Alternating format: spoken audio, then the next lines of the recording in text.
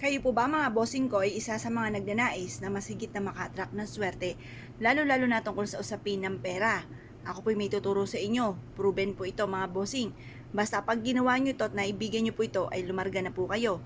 Kayo po mga bossing ko ay magbilad sa loob ng 1 linggo sa tubig at ang bawang. Ito po ay bukod po sa swerte rin po yan na humihigop yung tubig ng mga negatibong enerhiya, ang bawang naman ay nag-a-attract ng swerte lalo na sa pera.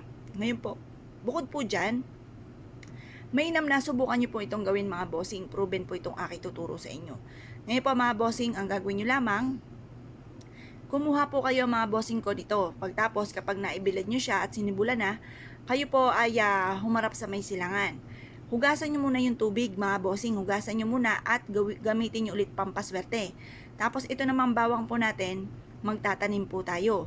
Alam niyo po ba ang pagtatanim ng bawang, lalo na pag napadami niyo po ito, ay isa sa mga magandang sinyalis po ito.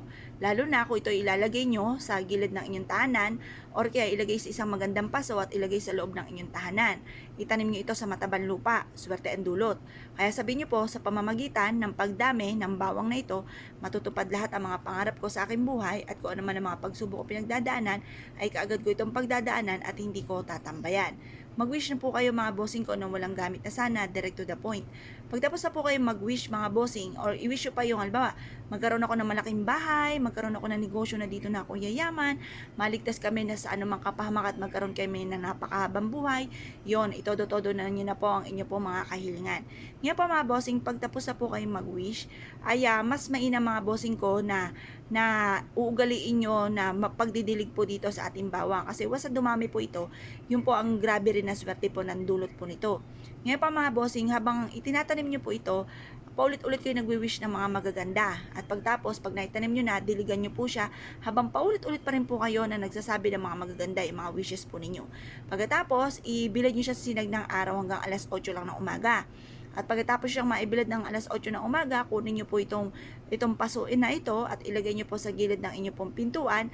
Or kaya po, kapag nakita nyo buhay na po yan, pero tingin ko mabuhay na po yan kapag may mga sumibol na po dyan mga bossing ko at inilagay nyo pa sa loob ng inyong tahanan, basta i-maintain nyo lang po ang pagdidilig, mabubuhay po yan mga bossing. Ngayon pa mga bossing, kung kayo pinaniniwala at nais po itong gawin, i-mindset nyo na kayo magiging matagumpay. I-mindset nyo na nasimula na ito ng tagumpay ko at kailanman na hindi na ako mamumblema tungkol sa usapin ng pera. Basta i-mindset nyo na simula na ito ng tagumpay mga bossing.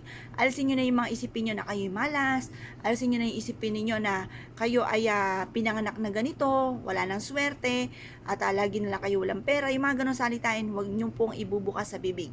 Lagi nyo po sasabihin, marami akong pera, maraming darating sa akin pera. Minsan nga ako nga po mga bossing, kahit wala pa, sinasabi ko na kagad kasi nag-a-attract ng swerte.